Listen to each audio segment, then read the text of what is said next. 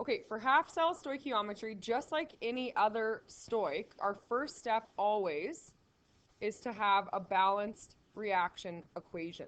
So in this case, my balanced reaction equation is just a half reaction showing the reduction of copper. So I have copper, solid copper, being deposited at a cathode. So the half reaction for the reduction of copper is Cu2 plus 2 electrons, giving me solid copper. Here's my half reaction. These will be copper ions, so they'll be aqueous. This time it's just a half reaction. So this is my balanced reaction equation. I've got coefficients of 1, 2, and 1. So my first step is to convert current and time into moles. So I want to make this information, I want to convert this into moles of electrons. And I need to use Faraday's constant to do that. So if we set up our equation, I've got 12 amps, which is the same thing as coulombs per second.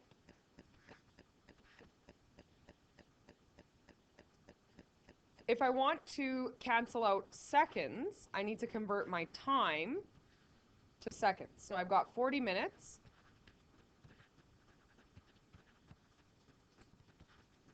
I want to convert that to seconds. 60 seconds per 1 minute. So far, my seconds will cancel, minutes will cancel. I'm still left with coulombs. This is where I want to use Faraday's constant to convert coulombs and time into moles. So Faraday's constant, I want to end up with moles of electrons, remember, is 9.65 times 10 to the 4 coulombs per 1 mole of electrons. So if I want to end up with my units in moles, cancel coulombs, I can write 1 mole of electrons over 9.65 times 10 to the 4 coulombs. This will allow me to cancel coulombs, and I'm left with moles of electrons. So at this point, I want to convert moles of electrons into moles of copper. This is where I use my mole ratio. This is where we need our balanced reaction equation, which is just a half reaction. So my mole ratio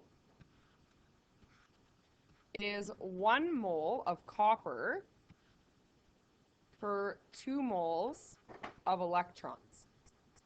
Now I can cancel out moles of electrons. My final step is to convert moles of copper into grams of copper. So the relationship between grams to moles of copper is just my molar mass, 63.55 grams per 1 mole of copper.